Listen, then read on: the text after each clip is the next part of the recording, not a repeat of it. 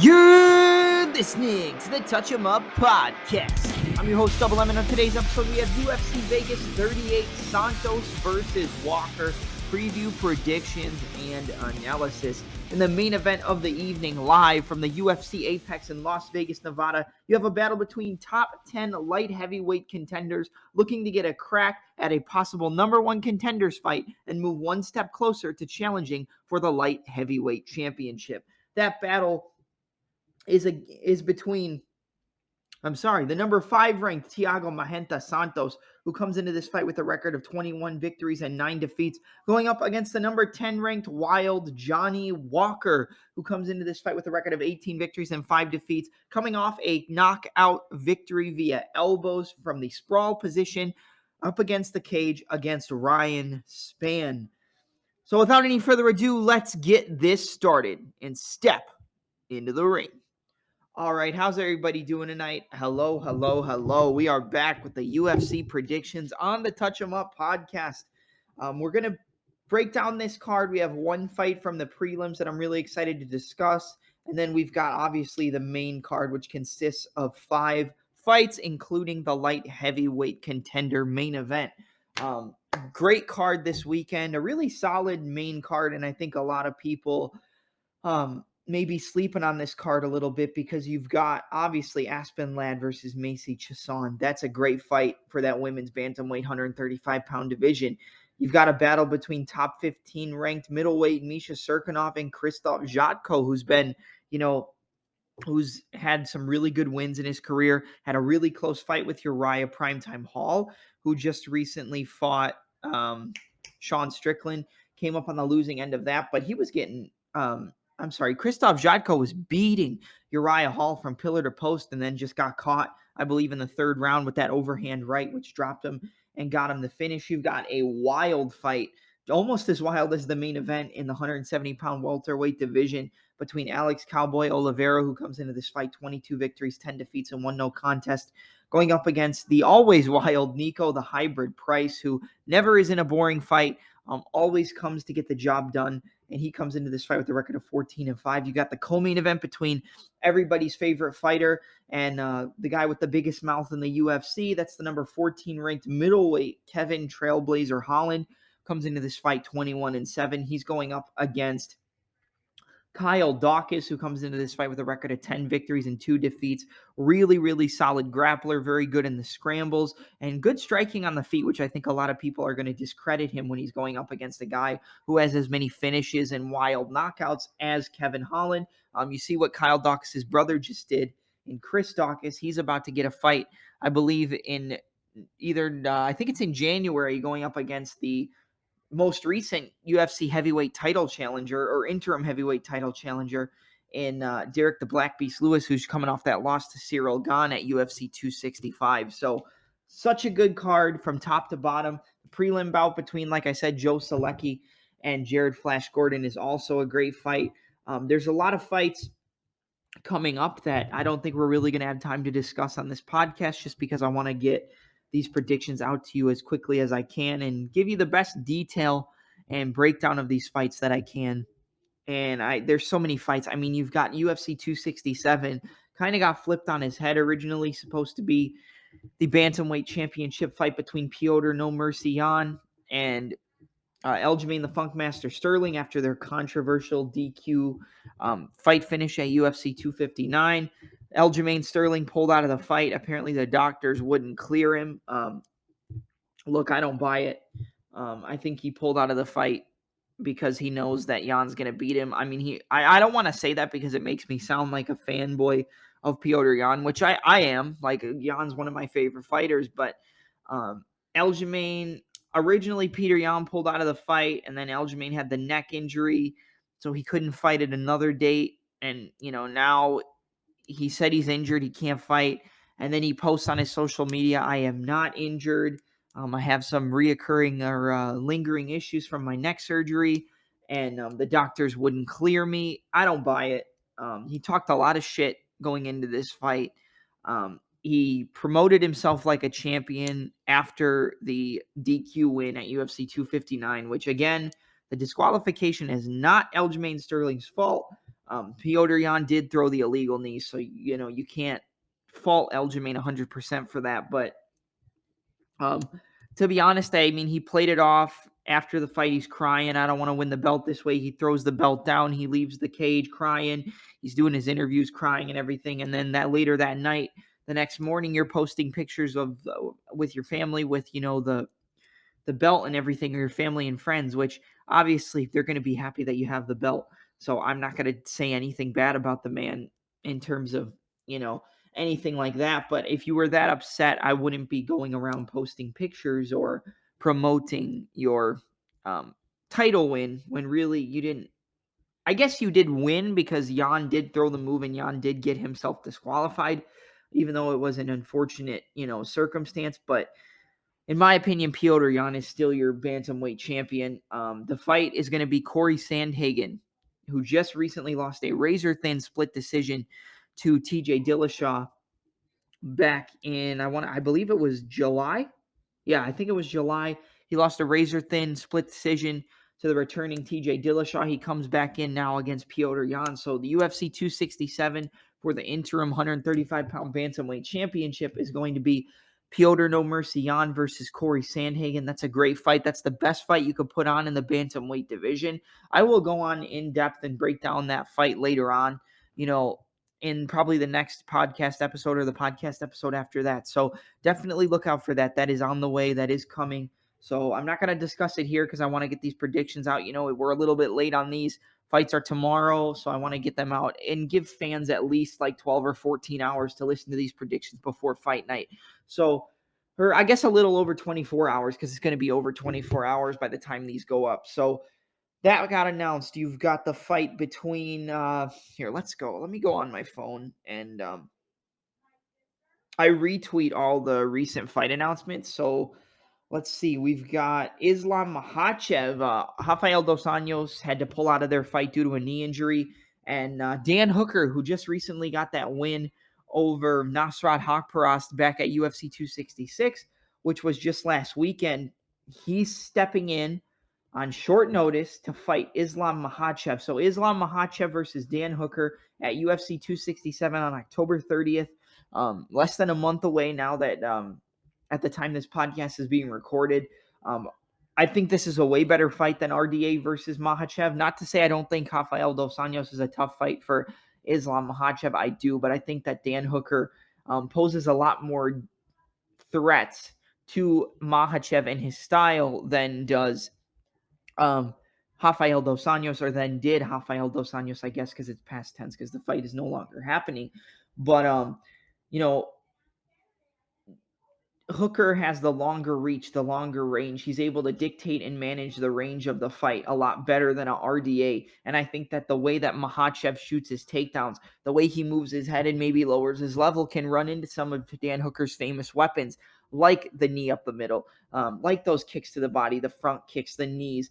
Knees are always going to be a big weapon for Dan Hooker, no matter who he's fighting. I thought they were going to be a little bit more beneficial for him against Nasrat Haqparast, but he looked great. That's probably the best and most complete performance I've ever seen Dan Hooker put on in his UFC career. He was able to manage the range. He did get hit with the left hand a little bit because, he doesn't really keep his hands high. He's more just using the reach and using the distance to move out of the way of a lot of the shots. But he did get hit with the left hand a little bit, but his wrestling and his defensive wrestling looked amazing. And I think that he's not going to want to test that too much against a guy like Makhachev, but it is a good foundation to go into a fight against Makhachev, even though I think that if it goes into the grappling and the wrestling, that's where Islam is going to take over. I do think that he's not going to want to play around there very long, but the reach and the distance management of Hooker is going to give Makhachev a lot more problems. So I think this is definitely a tougher fight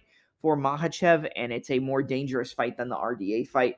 Props to Dan Hooker for stepping in after he just fought last weekend. You're going to go right back into camp.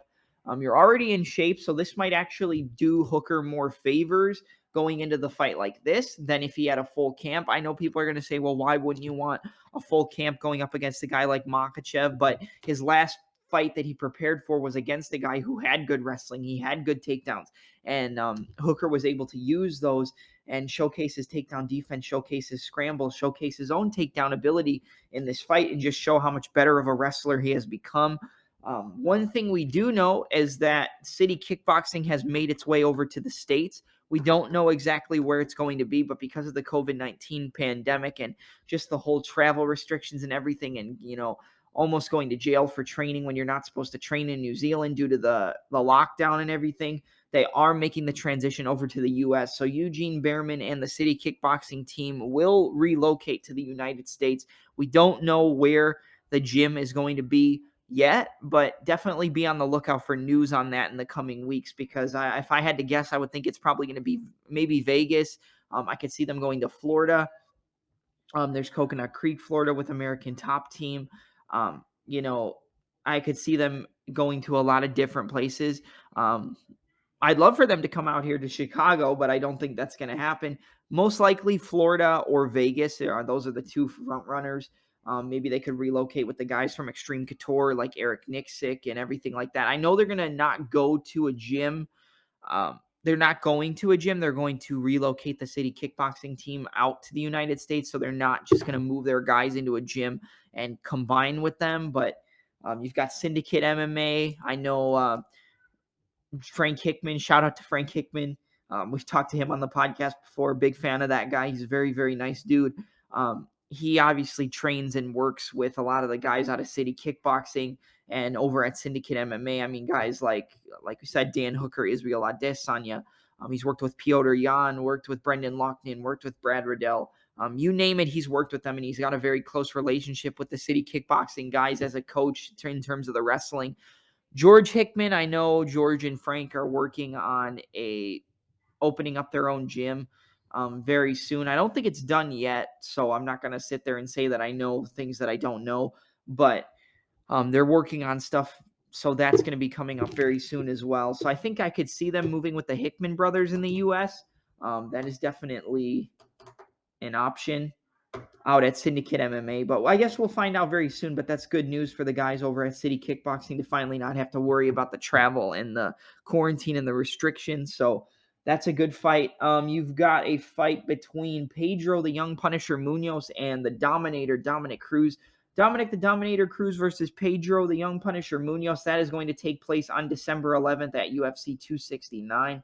That is also the date that's going to have the Flyweight Championship trilogy fight, which it shouldn't be a trilogy, but it is, between Brandon Moreno and Davison Figueiredo. I believe you also have Kai Kara France versus the newly 125-pound fighter in Cody Nolov Garbrandt, making the drop down to 125 pounds to go up against another one of City Kickboxing's very, very dangerous and very talented fighters in Kai Kara France. That's a very tough fight for Cody Garbrandt to get on his first fight in the flyweight division. And then obviously my boy Rob Font, New England Cartel stand up. You've got a fight on December 4th against Jose Aldo. So Rob Font versus Jose Aldo at a UFC fight night on December 4th. It's going to be a 5-round main event, I believe. Great fight between Font and Aldo. When it comes to breaking down the fight, here's how I see it. I think Rob Font's definitely going to have the advantage in terms of the technical the technique and the sharp boxing. His technique is flawless. He's very good technically, I should say, in terms of the boxing, using that crisp jab, setting up combinations, using the fakes and feints, stance switches and stuff like that. When it comes to the speed of the Muay Thai and the combinations and the kickboxing and the Dutch style combos, that goes to Jose Aldo. In terms of the grappling, I don't necessarily think we're going to see a lot of it, but I could see Aldo trying to use some grappling in this fight, just because we did see he had a little bit of trouble with the grappling of Moises. But Rob Font is a decorated grappler. I think a lot of people don't give him enough credit for how good his grappling is. You go and you look at the fight against Cody Garbrandt, he was able to hit an omoplata sweep. Well, he hit a Kimura sweep against Garbrandt, and then I believe there was also another point in the fight where he hit an omoplata sweep to end up in the top position. He's good off of his back. He can threaten with submissions, and mostly he will threaten with those submissions to get to a better position. You hear a lot of people say position before submission.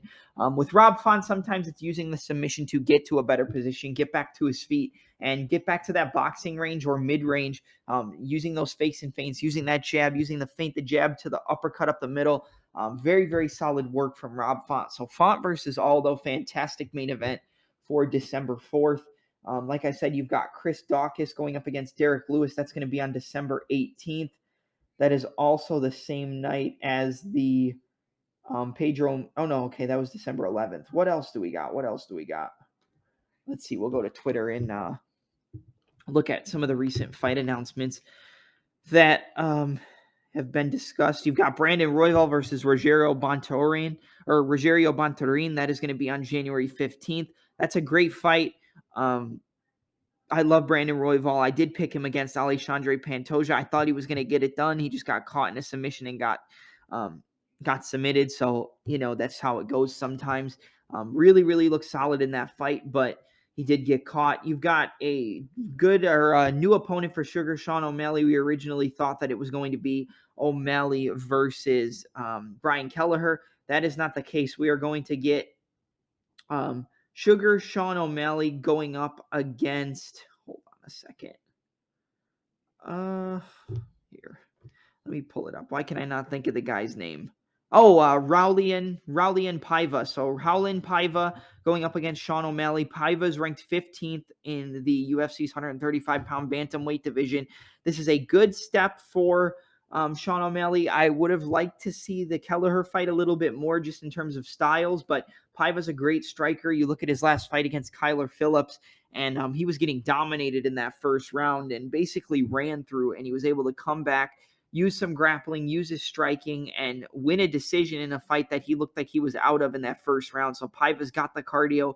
He's got the ability to push forward and get in the face of the opponent. So Paiva versus Sugar Sean O'Malley is going to take place on December 11th at UFC 269, along with Dominic Cruz versus Pedro Munoz. So Munoz versus Cruz, Sean O'Malley versus Raulian Paiva, and then you've got what else do we got? What else? Chris Daukaus, that's on December 18th. So that's at a UFC fight night. What else do we got? There's a couple more fight announcements on here. There's been a lot of fight announcements in the last couple days. You've got Cub Swanson going up against Darren the Damage Elkins. That's a fun fight for both. I think it's just a perfect fight right now in terms of where they both stand in that UFC 145-pound division. That's going to take place on December 18th. So Cub Swanson, Killer Cub, going up against Darren the Damage Elkins, two veterans.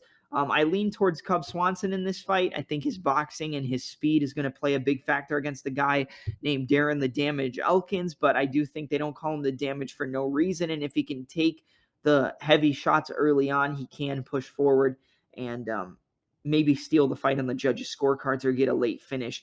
You've got a fight between Thiago Moises and Joel Alvarez. That's a decent fight. Here we go. Adolfo Vieira versus Wellington Turman. Two very, very solid grapplers going up against each other at UFC 270 on January 22nd. I believe that's the same date as the fight with Chris Daukaus and Derek Lewis. Oh, no. Okay. So originally I thought that fight was going to take place in January, but it is in December 18th.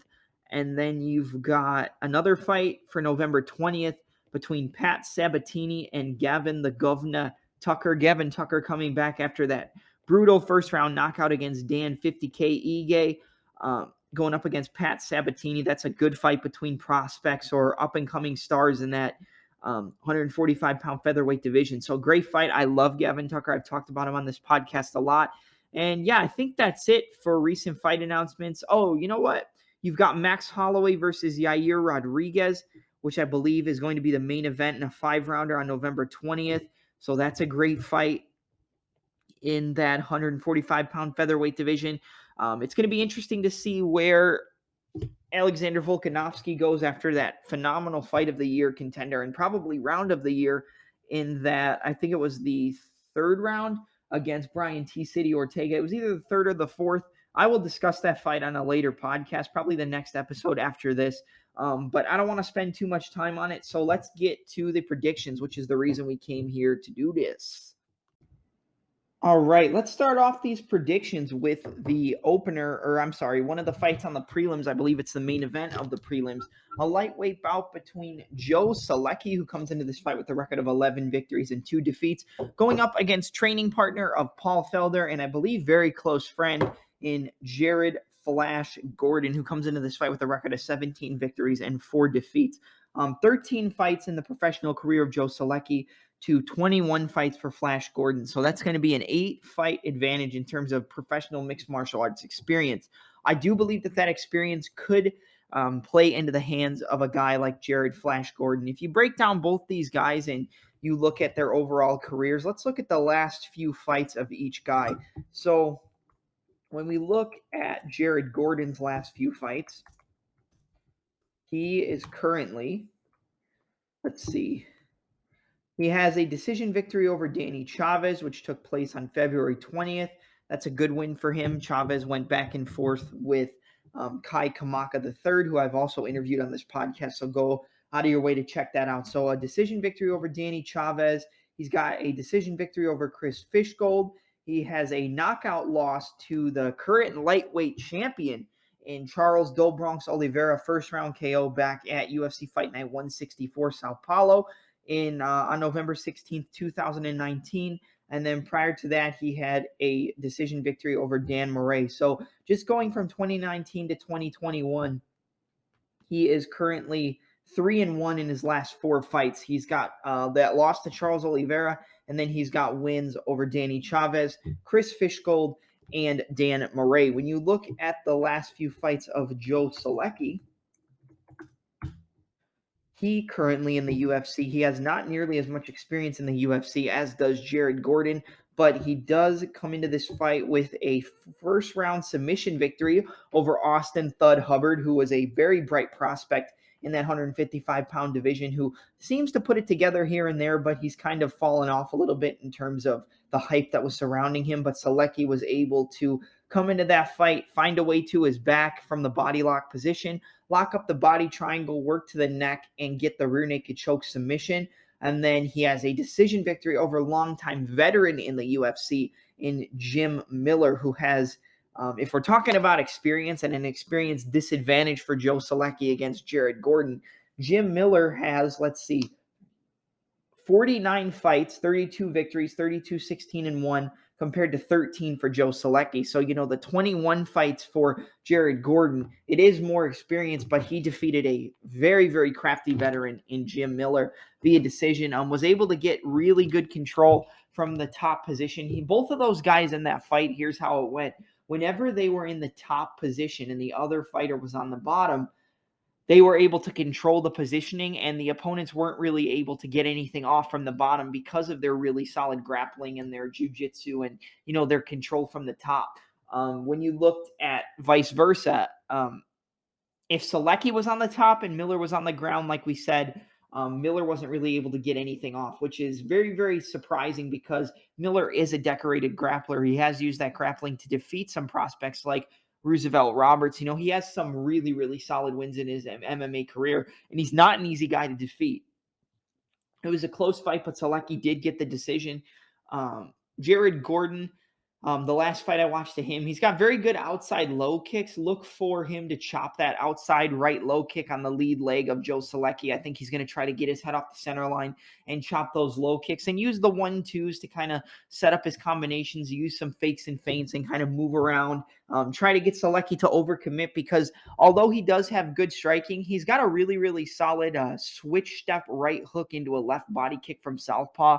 He does like to switch stances a lot in his fight, so I think that the stance switches of Solecki may give Jared Gordon a little bit of some problems because when you're constantly switching stances, unless you can time that step to the point where the opponent is square in their stance or right as they're about to take that step forward, That's when the takedowns and the grappling positions are available. But if they're able to constantly switch stances, it's going to make it a little bit harder for Miller to set up his entries, whether it's to go for a head on the inside single, whether it's to reach for a leg and work his way up to the body lock and work trips. It's going to be hard for Gordon to set up his wrestling attempts. He does do a lot of his wrestling up against the cage, and that is where Selecki basically, that's how he was able to work into that submission against Austin Hubbard. So overall, I think it's a close fight. I think that people may be discrediting Jared Gordon in this fight a lot. They may think, oh, this is just an up-and-comer. Joe Selecki's going to run through him. I do favor Joe Selecki here. I do think that Selecki is the more crafty in the jiu-jitsu.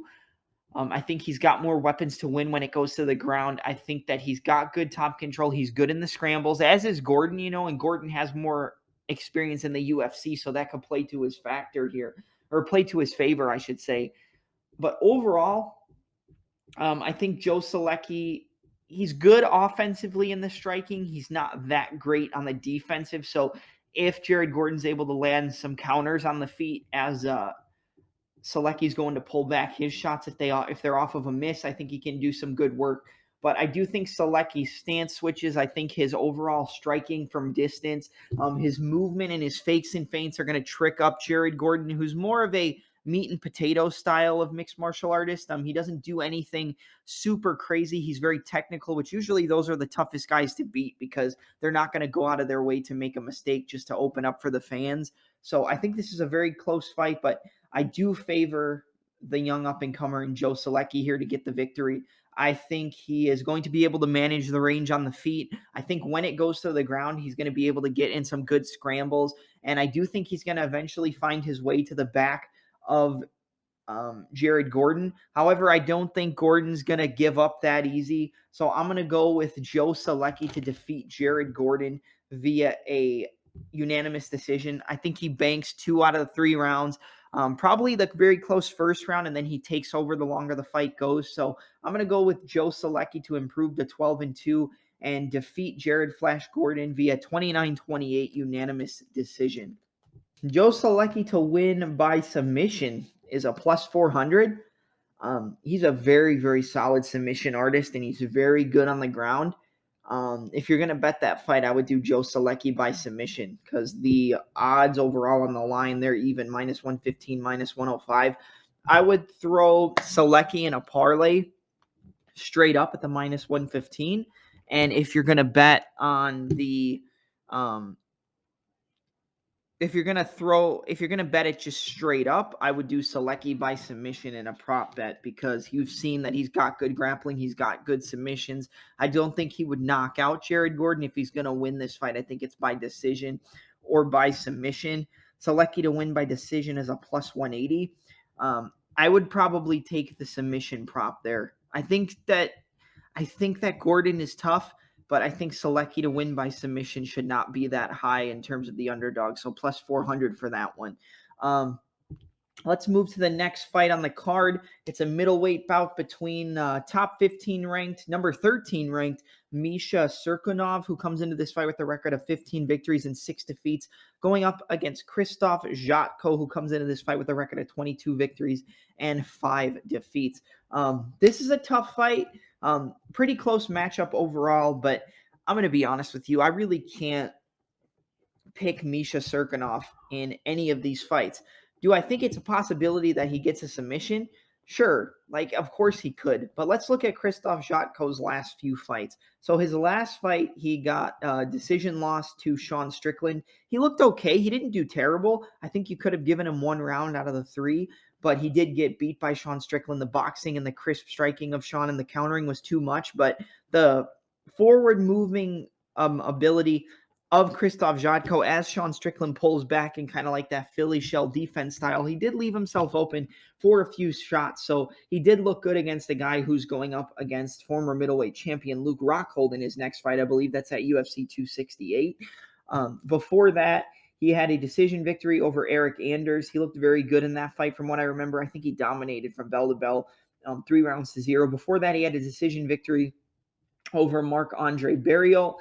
Before that, a decision win over Alan Omadovsky. Prior to that, he lost via knockout to Brad Tavares in the third round. Tavares has a big fight coming up against Brendan Allen very soon. Prior to that, he has a knockout loss to Uriah Hall and then a decision loss to David Branch. Prior to that, he defeated Talis Laitis via decision, knocked out Tamden McCrory, sorry, I can't pronounce that name apparently, and then a decision victory over Bradley Scott. But if you look at his last 5, he is 1-1. Let's see. 2-1, 3-1. He's 4-1 in his last 5. His last loss coming to Sean Strickland in his last fight at UFC Fight Night, Reyes versus Prochaska. But, Krzysztof Jotko, even in his loss to Uriah Hall, I touched on it earlier in the podcast, he was dictating the pace of that fight. He was landing the shots on the feet. He had good work in the clinch, good work in the up against the cage, constantly was landing good counter shots. Jotko is better at countering you than he is just moving forward, but if he gets into a rhythm, he can mix his punches and his kicks up well. He fights primarily out of southpaw, so look for that straight left to shoot down the middle, followed by the right hook, the 1-2 from southpaw. He's good with the body kicks. Look for him to chain it, maybe a straight left into a lead right body kick, a straight left into a left body kick, chaining it low, middle, high with his kicks. He's very good at mixing it up on the feet. And I honestly think that's where he takes advantage against Misha Cirkunov. Because if you look at Misha Cirkunov's last few fights, I'll pull it up very quick for you. His last fight, he lost via first-round knockout to Ryan Spann. We saw how Ryan Spann looked in his last fight against Anthony Smith. He defeated Jimmy Crute via submission, which is a very good win at this point, because the last person to defeat Jimmy Crute was Anthony Smith at UFC 261, I believe. So that's a good win for Misha Cirkunov. I believe he caught him in a Peruvian necktie and got the submission. So if you play on the ground with Misha Cirkunov, if you're Krzysztof Jotko, you're going to get submitted. So it's better to keep it on the feet. Prior to that, he had a first-round knockout loss to Johnny Walker. Prior to that, it was a submission victory over Patrick Cummings in the first round. So he's either going to finish you in the first round or go to a decision, or he's going to get finished early on. Prior to that, it was a first-round knockout loss to Glover Teixeira. Prior to that, a first-round knockout loss to Volkan Oezdemir. Prior to that, a first-round submission over to Nikita Krylov, which looks very good because Nikita Krylov just dominated Johnny Walker in his last fight, I believe, and Walker is the guy who's fighting in the main event against Thiago Santos. So that submission victory looks pretty good for him. Prior to that, a third-round submission over Iwan Kutelaba. Prior to that, a second-round submission over Alex Nicholson. So pretty much the only way I see Misha Cirkunov winning this fight is via decision. Is via submission. If it goes to decision, I think the striking on the feet from that southpaw stance, I believe Misha Cirkunov fights out of southpaw. I could be wrong, so don't correct me, or correct me if I'm wrong. I'm sorry. But I think he's not very good on the feet. He's not very talented. The only way that Misha Cirkunov is going to win this fight is by crowding Krzysztof Jotko up against the cage, looking to get the takedowns, work from the top position, and look to lock up a submission. Do I think he can do it? I do think it's a possibility, but I mean, if you look at Jotko's fights in the UFC, I mean, has he ever been submitted? He got submitted by Magnus Sedenblad. That was on May 31st, 2014. Prior to that, he's won via decision, won by decision, won by knockout, won by decision. Let's see.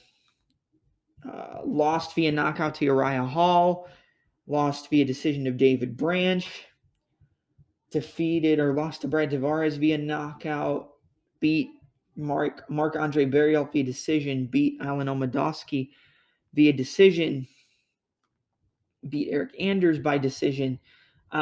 He's, like I said, he's 4-1. He's never been submitted except for once early on in his career in 2014 in the UFC against Magnus Sedenblad in the second round. So Jotko's not going to want to play around on the ground against Misha Cirkunov. Cirkunov needs to get it to the ground if he wants to win this fight. I think the long range and the jabs and the straight left hands and mixing up the combinations of straight left into the right hook, and just the counter ability moving forward and moving backwards, I think is going to be too much for Cirkunov. Like I said, Cirkunov's never been a guy who really, really impressed me. So overall, I'm going to go with Krzysztof Jotko to get the win here. I think he gets a win via late finish. The smart bet would probably be to go via decision because that is a possibility, but Jotko's got some power in his hands. He can string his combinations together well on the feet, and between mixing up the punches and the kicks, he's very, very solid in terms of the striking acumen. And he was out striking Uriah Hall, and he did hurt him early in that fight. So I think he can land on the chin of Misha Cirkunov and get a knockout. So I'm gonna go with Krzysztof Jotko to get the win via a second round KO over Misha Cirkunov. I can't trust the chin. I know the guys he got knocked out against were some of the best guys in the division. I mean, Johnny Walker, Ryan Spann was going up to be a contender. And, I believe he got knocked out by Thiago Santos as well, if I read that correctly. Or Volkan Oezdemir knocked him out. Glover Teixeira knocked him out. I mean, Glover's going to fight Jan Blachowicz at UFC 267 for the light heavyweight championship. Volkan Oezdemir's got a fight, I believe, also on 267. It could be on a different card, but I know he's got a fight coming up very soon. So I can't trust the chin here. And against a guy who's as long and rangy as Krzysztof Jotko, who can mix it up and, play very well, play at a good distance and play at a good range. I'm going to go with Krzysztof Jotko. So I'm going to go with a second round knockout over Misha Cirkunov for Krzysztof Jotko. Let's see. What are the odds for that fight? Overall, the odds for the fight are like this. Where is it at? Misha Cirkunov's a plus 140 underdog. Krzysztof Jotko's a minus 160. If you're looking to prop bet it, the fight to go the distance is probably the best option, or Jotko to win by KO. Here we go. So Misha Cirkunov to win by KO is a plus 650. That makes sense. Jotko to win by KO is a plus 185. Krzysztof Jotko to win via decision is a plus 240. I think that's probably the best bet. Well, no. What is Misha Cirkunov to win by submission? Misha Cirkunov to win by submission is a plus 275. I would just bet the money line here because, I mean, what is he, a minus 140 or something? He's a minus 160. I would just take Jotko on the money line if you're going to bet this fight. I would favor Jotko. I would maybe throw him in a parlay with Joe Solecki. A minus 160 for Jotko to a submission prop bet for Joe Solecki. Like I said, it's probably better to bet Solecki up front, but Solecki to win by submission is a plus 400. So if you pair that plus 400 with the minus 160, that's not a terrible bet for a parlay, maybe throwing Jotko and Solecki together. But I am going to go with Krzysztof Jotko here. I think he's the more experienced fighter. I think he's better on the feet. I think he's got better range and better distance, and I think he just lands on the chin of Misha Cirkunov the longer the fight goes, because the chin of Misha Cirkunov is something you cannot trust. Up next, we've got a fight in the UFC's 170-pound welterweight division. You've got a battle between two of the most exciting fighters in the welterweight division, Alex Cowboy Oliveira, who comes into this fight with a record of 22 victories and 10 defeats. He is going up against Nico, the hybrid Price, who comes into this fight with a record of 14 victories and 5 defeats. Nico Price is probably one of the wildest fighters in the UFC. He comes in to either finish you or get finished. 9 out of 10 times he's not going to go to a decision. And last time he went to a decision was against Donald Cowboy Cerrone, and that fight went to a draw. Alex Cowboy Oliveira, let's look at some of his last few fights. When you look at Alex Cowboy Oliveira, we'll go back to 2017. Well, actually, we'll start in 2019. So he lost via decision to Nicholas Dalby. He lost via decision to Mike Perry. He lost via submission in the first round to Shavkat Rakhmonov, who's undefeated at 14-0. He won a decision over Peter Sabata, and then he won a decision over Max Griffin. So let's go back and let's go in order. So if we're going to start at 2019, here's how it started. He lost to Mike Perry and Nicholas Dalby, both via decision. So that's 0-2. He defeated Peter Sabata via decision. That's 1-2. He defeated Max Griffin via decision. That's 2-2. So Max Griffin and Peter Sabata he defeated. Then he lost to Shavkat Rakhmonov. So 2-3. Then you go into 2021 and he lost via submission to Randy Brown. So he is 2-3 in his last 5 since 2019, if I calculated that right. So he's kind of a hit or miss fighter. Early on in his career, he was very, very solid, and he had a lot of good wins, and a lot of people thought he was going to be a contender in that division because he's so long, he's so rangy, and he's got a lot of power. Whether he's switching stances, he's very good with the kicks to the body. That's something that Nico Price is going to have to look out for. Those front kicks to the body, knees to the body, elbows and knees from the clinch.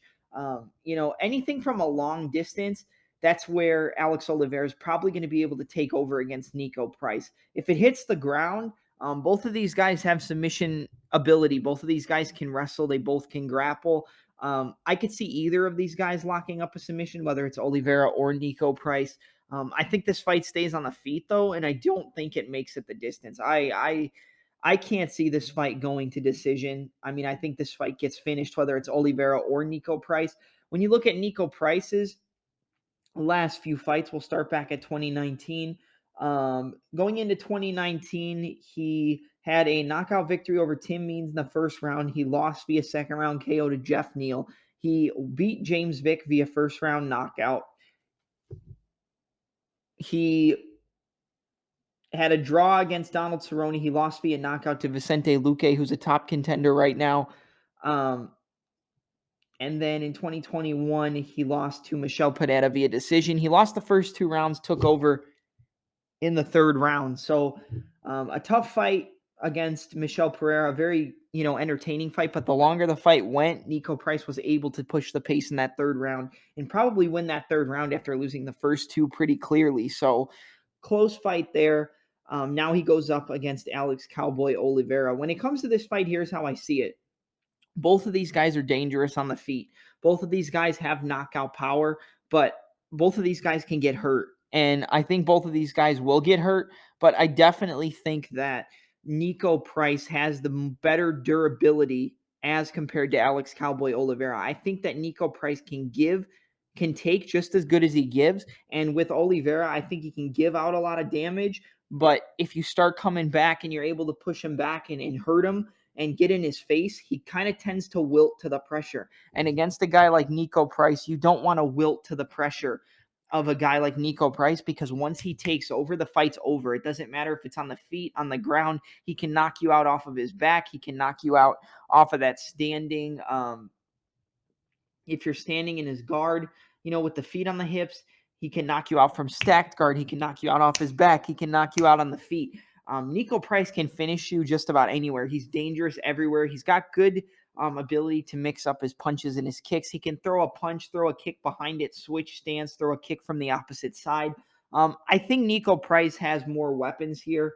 I think that's something you have to look out for. I think that Alex Oliveira can win this fight if he plays it smart for 15 minutes. But the problem is, against Nico Price, there is no playing it smart for 15 minutes. Yes, do I think that Nico Price can get hurt if he gets caught on the chin against Alex Oliveira? I do. But even if you hurt him, he finds a way to get back, finds a way to hurt you, and finds a way to take over. I mean, you just look at the fight against Vicente Luque. They hurt each other back and forth. He got rocked a bunch of times early on in the fight, just kept moving forward, was able to land a good front kick to the head of Vicente Luque, right to the chin, and hurt him. It's back and forth with both of these guys, and I just think that Nico Price, when it comes to a war like this fight's going to be, there's no way this fight isn't a war. Nico Price wins a war against Alex Oliveira 9 out of 10 times, or I'll say 8 out of 10. I'll give Oliveira a little bit more credit than that, and I think that he's going to be able to land those long, rangy shots. I think he's going to clip Oliveira on the chin. On the feet, he's going to hurt him. He's going to pour it on, and I think he's going to get the win via a ground and pound TKO. So my pick is Nico the Hybrid Price to defeat Alex Cowboy Oliveira via a second round ground and pound TKO. I could see a clean knockout because we have seen Nico Price have the ability to knock people out off of his back with hammer fist, knock people out off of his back with up kick, whether you're James Vick or Randy Brown. But I do think Oliveira gets hurt, and once he gets hurt, Nico pours it on and gets the TKO. So I'm going with Nico, the hybrid price, to defeat Alex Cowboy Oliveira via a second-round TKO and improve to 15-5 in his professional mixed martial arts career. All right, and now we move to the co-main event of the evening in the UFC's 185-pound middleweight division. You've got the number 14 ranked fan favorite who was once on a 5-fight win streak in 2020 before losing to Derek Brunson back in May of this year. That is Kevin Trailblazer Holland, who comes into this fight with a record of 21 victories and 7 defeats, going up against, I would say to most fans, a relative unknown, but a very, very tough matchup for him here against Kyle Daukaus. You all know who Chris Daukaus is because Chris Daukaus just got that knockout victory over Shamil Abdurrahimov back at UFC 266 last weekend. Here, you have his brother in Kyle Daukaus, who came into the UFC and had probably one of the best fights I've ever seen against Brendan Allen. He lost that fight via decision, but he did win that third round and was able to take over in the grappling. And once he got in the top position and worked from the back, he was able to control that grappling position, which is a very big feather in the cap of Kyle Daukaus because of how good Brendan Allen is and how decorated he is as a grappler. You saw in his last fight against Punahele that he's becoming a lot better of a striker than most people were to give him credit for if you were to look at the fight against Sean Strickland. His defense, his range management, and his kicking game and mixing the kicks and punches up together has gotten a lot better. But Kyle Daukaus, he lost that fight to Brendan Allen, came back and defeated Dustin Stoltzfus at UFC 255 via decision. And then he lost his last fight to Phil Hawes, and he's coming into this fight now 1-2 in the UFC. Kevin Holland, like I said, was on a 5-fight win streak and then lost via decision to Derek Brunson. And then Brunson just went and fought Darren Till and defeated him via decision. So Brunson's on a tear. Blonde Brunson seems to not be able to be defeated. Blonde Brunson cannot be beaten. And this is a tough fight. This is the first fight where Kevin Holland went out of his way after that Derek Brunson fight to work on his wrestling. He decided to recruit the former UFC welterweight champion and decorated mixed martial artist in Johnny Big Rig Hendricks. So he set out in Hendrickistan. He said a few things I'm not going to mention on this podcast, but we know that going into this fight, he worked heavily on his offensive wrestling, his defensive wrestling, and that's something that's going to be put to the test against as decorated a grappler, not so much a wrestler, but a Brazilian jiu-jitsu artist in Kyle Daukaus. Daukaus is long, Daukaus is rangy, as is Kevin Trailblazer Holland. Let's look at some of the stats for this upcoming fight. So if you go into the tail of the tape, here is what it looks like. Kevin Holland, like I said, is ranked 14 in the middleweight division. Kyle Daukaus is unranked. But you look at the records, and Kyle Daukaus is 10-2 overall in mixed martial arts. Kevin Trailblazer Holland 21-7. Both of these guys coming off a loss. Daukaus to Phil Hawes, Kevin Holland to the likes of top contender in Derek Brunson. You look at the height, they're equal in height, 6'3". When you look at the reach, it's going to be a 4-inch or a 5-inch reach advantage for Kevin Holland. So even though they're equal in height, Holland is going to want to keep it at that long distance, the long rangy striking. Keep it at kicking range, land that long 1-2 that we've seen from him. He's got a good uppercut to a left hook that he landed on Darren Stort and hurt him pretty badly. And was able to win that fight via decision, did grapple, but the longer that the fight went, Darren Stort was able to use his wrestling to control Kevin Holland on the bottom. We have seen that even if you do take down Kevin Holland, like Jacare Souza, he can find a way to kick off your hip and land a punch and then knock you out. He can knock you out land some good elbows from the guard.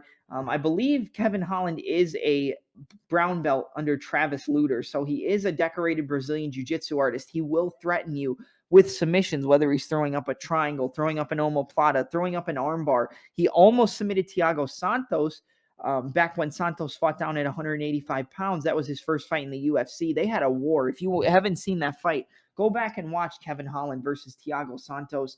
He almost caught him in an armbar, and I believe almost caught him in another submission, but he did get finished, or I think he went to decision with Thiago Santos. Let's check that out, actually. I'm a little bit intrigued. Thiago Santos. pull it up. I think it was in 2016, maybe 2017. Let's see. 2019 was it? No. Here. Here we go. So he beat Kevin Holland via a decision. I was right. At UFC 227 back in August of 2018, I believe Holland was stepping in short notice, taking somebody else's spot who Santos was originally supposed to face, but he lost via decision. But there were some moments in that fight where Kevin Holland did threaten with submissions and put up a very competitive fight when people thought that Santos was just going to walk through him. But let's go back to the stats. So like I said, it's a 5-inch reach advantage for Kevin Holland over Kyle Daukaus. You look at the weight, this is going to be, the weight on here says 195 and 198. I think that's walk-around weight. They're going to be fighting at 185 pounds. The reach, like I said, it's going to be a 5-inch reach advantage for Holland, 81-inch reach to a 76-inch reach for Daukaus. Leg reach, 40 inches for Holland and 43 inches for Daukaus. You look at win percentages, here's how it goes. 52% of the wins coming by way of knockout for Kevin Holland, 29% by submission, 19% via decision. He's pretty, he's he's very versatile in the way he gets his wins, but lately it's been via the knockout. For Kyle Daukaus, he has no wins by way of knockout, 80% of his wins coming by way of submission, and 20% of his wins coming by way of decision. You look at average fight time, 11 minutes and 32 seconds for Kevin Trailblazer Holland, 15-minute average fight time for Kyle Daukaus. Daukaus was a champion in a previous organization. He has gone to the 5 rounds before. I know he was a champion in it. I can't think of what the previous organization was. Let's see.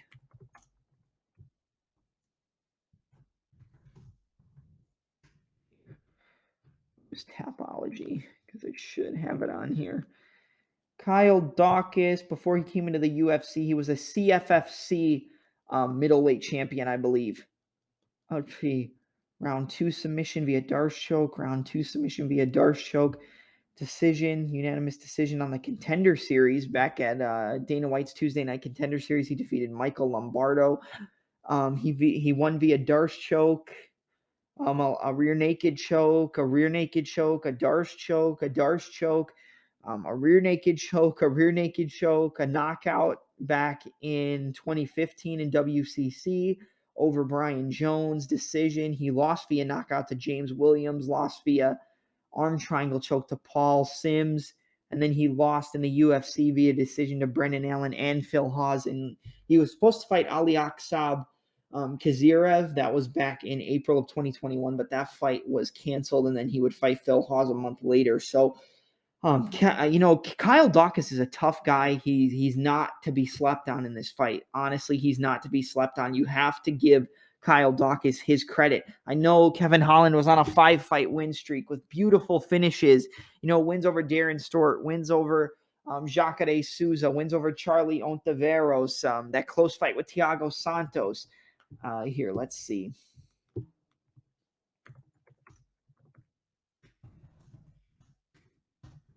He did defeat Joaquin Buckley as well. So we'll go back to 2019. He lost via submission to Brendan Allen. Kyle Daukaus went to decision with Brendan Allen. He defeated Alessio Di Chirico via decision, defeated Gerald Mearshart by decision, knocked out Jacare Souza, submitted Charlie Ontiveros in the first round, beat Darren Stewart via decision. And then he lost to Marvin Vettori, who is going to be fighting Paulo Costa coming up here. He just lost his last fight to the champion in Israel Adesanya, and he lost to Derek Brunson back in March. So I think I said May, it was March, and then he fought Marvin Vettori in April. So Vettori was originally scheduled to fight Darren Till on that card, and then the whole COVID thing that fell through. So on his 5-fight win streak, he had wins over the likes of Alessio Di Chirico, Gerald Mearshart, Ronaldo Jacare Souza, Charlie Ontiveros, and Darren Stewart. The best win on that win streaks would be Jacare Souza. However, that's not the greatest win when you look at it. Jacare is kind of at the end of his career, but it is a good win nonetheless. And the decision victory over Gerald Mearshart is a good win for him as well. He defeated John Phillips via submission in the third round. And then, like I said, he lost his UFC debut to Thiago Santos. That was at 185 pounds when Santos used to be a middleweight. So this is a tough fight. Let's go back and look at some more of the stats. When you look at significant striking, here's how it goes. Kevin Holland lands 4.14 significant strikes per minute to 3.69 for Kyle Daukaus. Significant strike percentages, 56% significant strike accuracy for Kevin Holland compared to 59% for Daukaus. So Daukaus is a little bit more accurate with his significant strikes. Strikes absorbed per minute, Kevin Holland takes just a tad bit more at 2.58 compared to 2.16 absorbed per minute for Kyle Daukaus. Defense overall is pretty close, but Kevin Holland does take advantage in that area as well. 56% of strikes defended, significant strike defense for Kevin the Trailblazer Holland compared to 42% significant strike defense for Kyle Daukaus. When you look at the grappling, here is where I believe Daukaus takes over. 1.08 takedown average per 15-minute fight for Kevin Holland, 2.33 for Kyle Daukaus. When you look at the takedown accuracy, 45% for Kevin Holland compared to 41% for Kyle Daukaus. You look at the takedown defense, and it is 51% only for Kevin Holland. But as he said in the interviews leading up to this fight, he went and worked with Johnny Hendricks on his wrestling in Hendrickistan, and he's been working tirelessly on his offensive and defensive wrestling. So against a grappler the caliber of Kyle Daukaus, this is a fight that is going to have that grappling be tested. 51% takedown defense for Holland compared to 94% takedown defense for Kyle Daukaus. Submission average 0.65 per 15-minute fight for Kevin Holland compared to 1.67 per 15-minute fight for Kyle Daukaus. Here's what I think. If the fight stays at kicking range and the mid-range in between the boxing and the kicking range, that is where Kevin Holland's going to win this fight. Holland kind of has a little bit of an awkward style. He will kind of overextend on his punches. He will get knocked off balance sometimes. He will throw wild punches and wild kicks. He'll jump in with a front leg side kick to the face. He'll use axe kicks.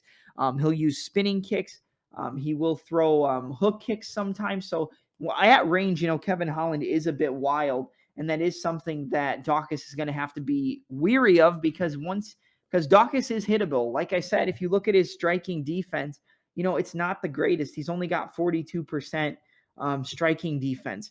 And he lands 59% of his significant strikes compared to 56% significant strike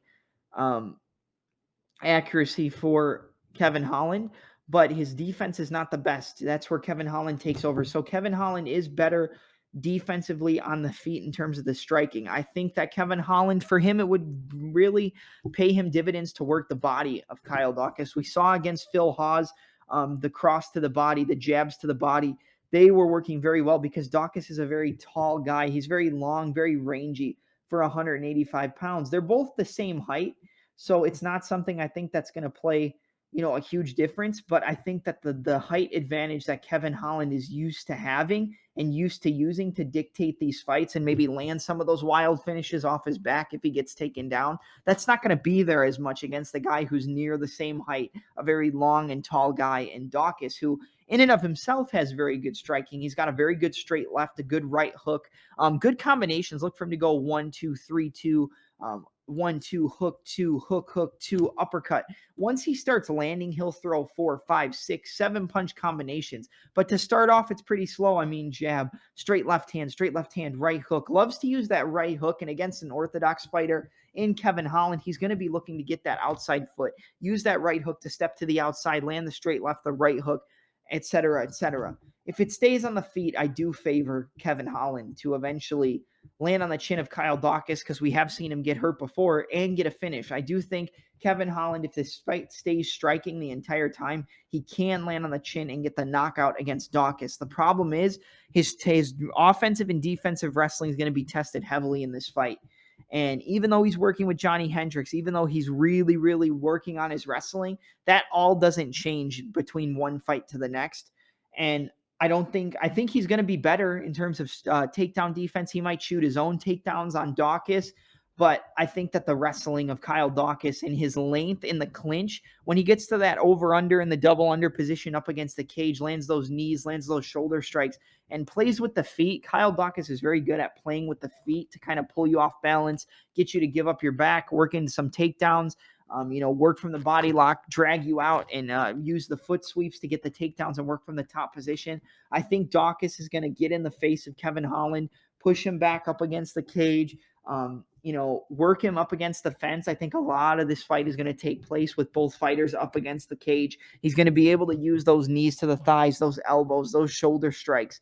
I think he's going to drag Kevin Holland to the ground. I think Holland is going to be a little bit more reserved in this fight. He might not be as wild because he knows the grappling of of Kyle Dawkins in the submission game is very, very dangerous. So we might see him be a little bit more reserved and probably take this fight a little bit more serious. But I still think that the grappling and the submission game of Kyle Dawkins is going to be a big, big weapon here. He did get submitted by Brendan Allen, did Kevin Holland. Kyle Dawkins was taking over in that third round against Brendan Allen with the grappling, controlling him on the top, landing heavy shots, taking his back and almost getting the rear naked choke on Brendan Allen. He's very good in the scrambles. I think he's going to be able to out-scramble Kevin Holland, control that top position.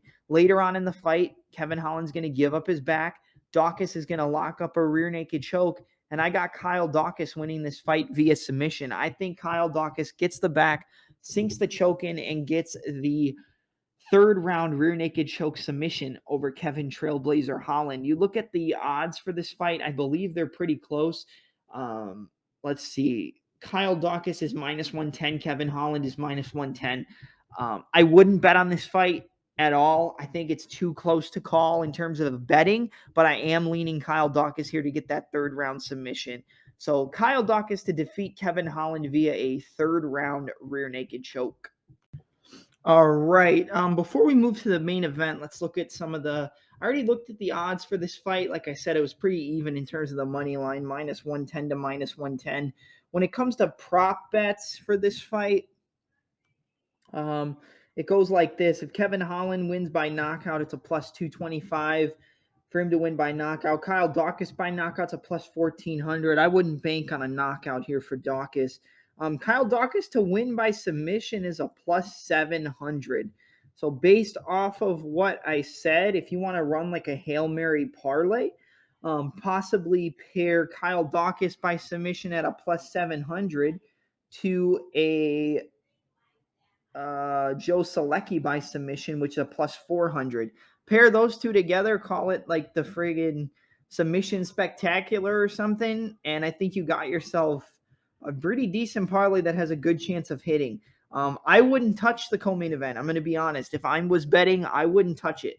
If I was going to bet this fight, I would probably bet Joe Solecki. If I was going to bet anything on this fight, if it comes down to it, I would probably bet Joe Solecki. And then I would probably take Krzysztof Jotko on the money line, which I think is, let's see, what's Jotko on the money line? Krzysztof Jotko to win is a -160. So I'd probably take Joe Solecki, Krzysztof Jotko, and what's the odds on Nico Price? Joe Solecki, Jotko, and Nico Price is a -140. So I think Nico Price, Joe Solecki, and Nico Price, Solecki, and Jotko in a parlay is probably the best option. I would stay away from Ladd and Chasson and Trailblazer Holland and Kyle Dawkins. I don't think I would touch it. If you want to go like a Hail Mary parlay, I would do a submission parlay with Kyle Dawkins and Joe Solecki to both win by submission. You get a +700 on Dawkins to win by sub and a +400 on Solecki to win by submission. So I think that has a good chance of hitting. That's what I would do for a Hail Mary. And then the regular parlay, I would just do money line, Solecki, Jotko, and Nico Price. I think that's your best option for betting. I'm not going to touch the main event, which is what we're about to get to right now. In the main event of the evening, it's a battle in the light heavyweight division between the number 5 ranked Thiago Santos, who comes into this fight with a record of 21 victories and 9 defeats, going up against the number 10 ranked Johnny Walker, coming off a first round knockout victory over Ryan Spann. He comes into this fight with a record of 18 victories and 5 defeats. So 21-9 versus 18-5. You look at both of their last few fights, and here's how it goes. Let's start out with the former light heavyweight title challenger in Thiago Santos, who arguably could have won that fight against Jon Jones at UFC 239. I thought he won 3 rounds to 2, but it was very close, and he basically had no knees. Both of his knees were torn apart, and he still fought with basically no knees and almost beat, arguably, who many consider to be the greatest light heavyweight fighter of all time. After his recent legal trouble that's been announced in the last couple days, I only have one thing to say, and it's fuck Jon Jones. Nobody likes him. I ever since the UFC 214 debacle with the drug test and Jon Jones and Daniel Cormier, I have not respected Jon Jones since then, and he just can't seem to get out of his own head and get out of his own way. He hasn't fought in a really, really long time because he was moving up to heavyweight. I think there's more behind that story as to the reason why he hasn't fought in so long. And I don't think we see him fight for a long time after what just recently happened with the domestic, I believe it was domestic violence dispute and, physical abuse. But I don't want to talk about that too much because I don't want to bring down the thing, or I don't want to bring down the morale of the podcast. So Thiago Santos arguably beats Jon Jones, and then he goes on to lose 2 fights in a row. One against Glover Teixeira, where he was gone from. So he fought Jon Jones on July 6, 2019, and his next fight would not be until November 2020. So he was gone for about a year and a half. Comes back against Glover Teixeira at UFC Fight Night on November 7th, 2020. Looks very good, but loses the second round, hurts Glover early on, but he was able to get out-wrestled, out-grappled. Every time Teixeira was able to get in on his hips and take him down to the floor, he wasn't really able to mount much of any offense, whether it was from half guard, side control, landing ground and pound, moving to the mount position. Once he was on his back, he was basically a fish out of water. But every time that fight got back up to the feet, Santos was able to land some heavy, heavy ground and pound. Close first round, probably went to Santos because of the knockdown. Dominant second round in terms of the wrestling, the top control, and the grappling from Teixeira. And then in the third round, Santos gets back up to his feet after a failed takedown attempt, or like getting back up to his feet after defending a takedown, lands a wide left hook, drops Glover, jumps on him, tries to get the finish, almost has him out of there. Glover's able to turn the corner, get up on a hip, move his way back into top position on a takedown attempt, like a takedown reversal. He reverses into top position, takes the back of Thiago Santos, sinks in the rear naked choke, and gets the sub. And then his most recent fight against Alexander Rakic, who I picked to defeat Thiago Santos back at UFC 259 on March 6th, he loses that fight via decision. It was a pretty dominant decision, I think, for Alexander Rakic. I think because of the injuries that Thiago Santos has had lately, hurting both knees, tearing both knees. One knee, I think he tore his ACL, MCL, LCL, PCL. Like he tore almost every ligament in one of his knees and then ripped apart his other knee as well. I think the knees are shot. That doesn't mean that Santos doesn't have power. Thiago Santos used to throw all these wild tornado roundhouse kicks and capoeira kicks and rolling thunder kicks, and I think that's a thing of the past. I don't think that's something we're going to see from Thiago Santos that much anymore. He does throw some good left kicks and right kicks to the body, so I think that's something he's going to look to work against a guy who's as tall and long and rangy as Johnny Walker, who fights with his hands down. I think we're going to see him try to chop those low kicks, chop those kicks to the body, and open up the shots up top. For Johnny Walker, we'll look at his recent fights. Like I said, a knockout victory over Khalil Roundtree, then a knockout over Misha Serkinov in the first round, a knockout over Justin Ledet in the first round. Then he runs into Corey Anderson at UFC 244 and loses that fight via first round knockout. Then he loses to Nikita Krylov via decision in one of his recent fights, in a fight that I thought he was going to be able to get the win, but he got out-grappled, out-wrestled, and out-controlled on the floor, and just really had nothing for Krylov once he got it to the mat. And then he gets that knockout victory against Ryan Spann, but even in that fight, he gets hurt with an overhand right, gets hurt with a left hook, gets dropped. He's falling all over the place. Spann goes to capitalize, ends up shooting a takedown up against the cage. Walker widens his base, lands some elbows to the temple. Questionable to the back of the head. I know Saif Saud said some of those shots, the hammer fists, were to the back of the head. He lands the hammer fists and elbows and gets the first round knockout victory in his last fight against Ryan Spann. I know Johnny Walker has been working recently in his last fight with Ryan Spann. Up until now, he's been working with SBG. I think it's out in Ireland. I think it's the SBG out in Ireland. I could be wrong, but I think that might play a big factor and help him in his preparation for this fight against Santos. Now, let's look at some of the stats. We look at the overall stats for the main event of the evening, and here's how it goes. You've got... We'll go down in order. So Santos is coming off a loss, obviously, to to Alexander Rakic. Johnny Walker's coming off a win over Ryan Spann. You look at the height, it's a 4-inch height advantage for Johnny Walker. He's going to be the longer, taller, rangier fighter. It's going to be harder for Santos to close that distance. But if he does get on the inside and close the distance, it's going to be problems, because if he lands on the chin of Johnny Walker, we've seen that the chin of Walker, when it gets tagged, it's pretty much over with. Like, if you hit him with a really, really good shot, since he's always fighting with his hands down, switching his stances, moving in and out, hopping around, throwing flying knees and jumping around, he is open for a lot of the shots. And with his hands down, he takes almost 100% of the blow unless he's moving his head and rolling with the shots.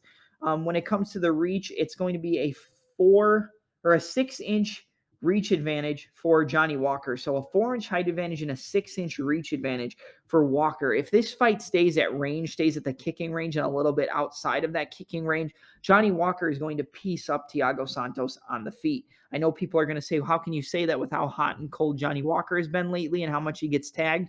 It's a possibility, but I think Walker can get it done here. Not to say Santos can't catch him on the chin and knock him out, because as I just said, if Santos catches you on the chin, he can knock out just about anybody. He's got power that translates from middleweight to light heavyweight, probably even up to heavyweight.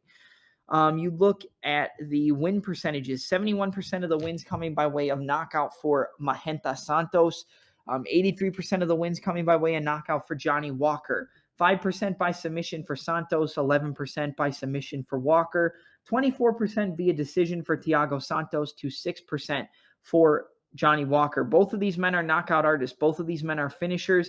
Johnny Walker has a higher finishing rate. I don't see this fight making it out of 2 rounds. I don't think it goes past the second round. If it does, I'll be surprised. I didn't think Santos and Rakic was going to go the distance, and it did. But I don't think this fight goes the distance. I think it's going to be surprising if it makes it out of 1 round. I don't see it making it out of the second round. And then you look at average fight time, 8 minutes and 10 seconds for Thiago Santos to 5 minutes and 23 seconds for Johnny Walker. Both of these men are knockout artists. Both of these men come to finish. Knockdown average per 15-minute fight, very close. 1.14 for Thiago Santos to 1.2 for Johnny Walker.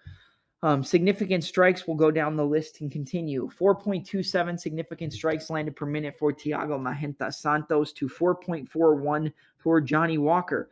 Significant strike accuracy, you've got 48% for Thiago Santos to 72% significant strike accuracy rate for Johnny Walker. That is a big difference in terms of the significant strikes percentage landed. Absorbed per minute, Santos takes less damage, 2.33 strikes absorbed per minute to almost 4 strikes for Johnny Walker at a 3.51 strikes absorbed per minute. Defense, here's where Santos is a little bit more defensively responsible. 55% significant strike defense compared to 31% striking defense for Walker. Walker fights with his hands down. He is hittable. He does get hit a lot. That's a recipe for disaster against a guy like Santos. When you look at the grappling, none of these guys are going to grapple, but we'll go over it anyway. 0.7 takedowns per 15-minute fight for Thiago Santos to 0.4 takedowns for Johnny Walker. 38% takedown accuracy rate for Thiago Santos to 100% takedown accuracy rate for Walker. He doesn't shoot takedowns, but when he does, he gets them every time. 66% takedown defense for Santos to 60% takedown defense for Walker. Both of these men are good at defending the takedowns. I don't expect wrestling to play a factor in this fight much at all, unless it's just over-under, double under position up against the cage. I don't think any takedowns will come out of this fight. This is going to be a stand-up battle in that octagon. When you look at submission average, Walker is more active with the submissions per 15-minute fight. He's got 1.2 submissions per 15-minute fight compared to 0.09 for Santos. Santos ain't looking for submissions, but if it goes to the ground, I do give a slight advantage to Johnny Walker. Here's how I'm going to go with breaking down this fight and picking my winner. After the last fight with Rakic and Santos, I did pick Rakic to win there, like I said, and he pretty much dominated. It was a close fight. There wasn't much action, but when there was action, it was Rakic landing the bigger shots, landing the kicks, landing the punches, and countering the wide shots of Santos. When it comes to Johnny Walker, his last fight against Ryan Spann, the fight against Corey Anderson, the fight against Misha Serkinov, if you catch him on the chin, he is there to get hit, and he will get hurt. Corey Anderson hurt him and knocked him out. Anderson's not much of a knockout artist. He's not one known to knock people out. But when your hands are down and you're leaning down and pulling away from shots, if you get hit on the chin with a good shot and it lands flush and your hands are down, it's going to hurt you and it's going to rock you. And against a guy like Santos, that wild movement and style and crazy style, I think it does play into the factor of Johnny Walker and helping Johnny Walker, but I also think that it will play to it could play to the detriment of him, because if Santos lands one of those wide hooks that he's so good at, the wide left hook, the wide right hook off the break in the clinch positions, if those land on the chin of Johnny Walker, I think that Santos can get the knockout. I think that Johnny Walker can knock out Santos if he lands some of his wild punches. Walker is the more muscular, the more defined, the more built guy. I think Walker probably has better technique in a lot of his punches, and his power is going to translate there. When he lands on the chin, he does hurt people, but I think Santos has more raw power. I think you look at the fight against Jimmy Manuwa, he got hurt and got rocked, but then he went with the overhand, an uppercut, and an overhand, I believe, or a left hook. It was like an uppercut, a left hook, an uppercut, or something like that. And he knocked Jimmy Manuwa 4 planets away from Earth. I mean, this guy, if he lands on your chin, he throws everything into his punches. He's quick with the combinations. They're not clean, they're not pretty, but they're powerful. And landing on the chin of Johnny Walker is going to be an issue. If he gets hit with these shots, I do think that Santos can finish him. But overall, I'm going to go with Johnny Walker. I know I sound like I'm contradicting myself, but I think Walker's new team at SBG, I think his movement, I think he's going to come into this fight, be the longer, rangier guy. Santos has trouble closing the distance against people who are taller, long, and rangier. And I know you're going to say, well, he did it against Jon Jones a bunch of times on two, destroyed knees, but he destroyed his knees in that fight. And, he did land a lot of shots, but there was a point where he kind of was hesitant at some points in that fight, unless he got him up against the cage or saw Jon, turning and trying to spin back to the center, or, not spin, but when he was turning, he would catch him with some shots. I think Johnny Walker's range, I think his distance management is going to be a big problem here for Thiago Santos. I think he's going to be able to land those straight punches. I think those flying knees are going to be a factor here, but I would make sure you set up those knees against a guy like Santos, because if you're there to get hit when you come back down to the mat off that flying knee, Santos is going to try to land that wide left and that wide right hook. But overall, I can't pick Santos here because of his knee injuries. He's not very active. He wasn't very active in the fight against Rakic in his last fight, which isn't a bad thing because Rakic is very technical and very tactical. In the fight against Glover Teixeira, he got out wrestled and out grappled.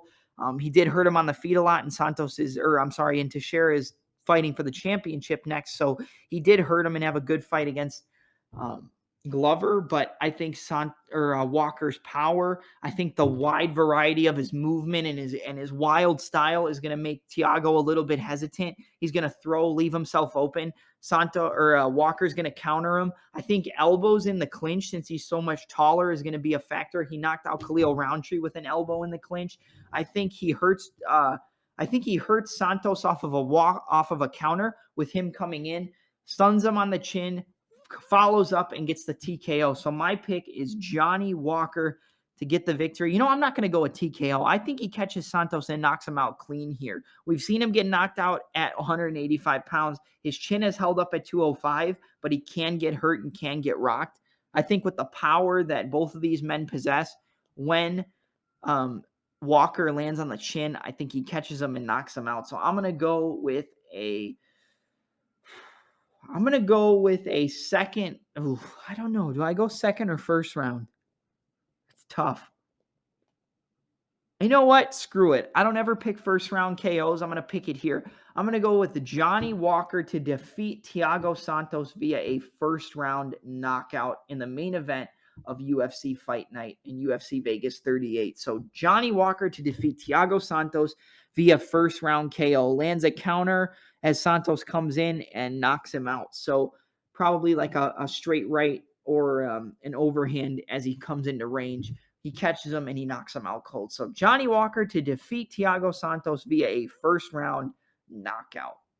All right, guys, that's it for my preview, predictions, and analysis for UFC Vegas 38. You can check out the podcast anywhere podcasts are distributed. That includes Apple Podcasts, Google Podcasts, Spotify, Anchor, Stitcher, Breaker, Overcast, and many more.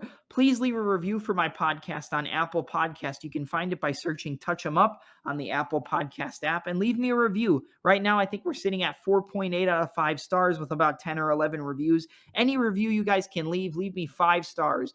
Write a review. Tell me how much you enjoy the show. And any review and anything you can do helps out the podcast. You can make donations to my podcast. I do accept donations via PayPal at bruceleroyld@aol.com. You can send donations via PayPal.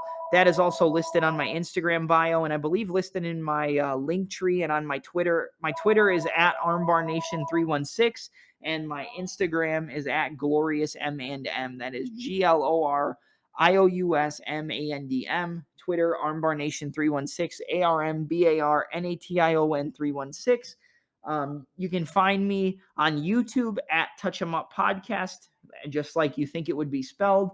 And I have fighter breakdowns, predictions, interviews from previous podcast episodes. A lot of WWE and WWF wrestling is on there. I'm going to have a video going up probably tonight, possibly tomorrow, going over the Undertaker versus Mankind feud from 1996 through 1997. So thank you guys so much for listening to the podcast. You can become a supporter. You can become a monthly paid listener. You can donate via PayPal. You can leave a review on Apple Podcasts.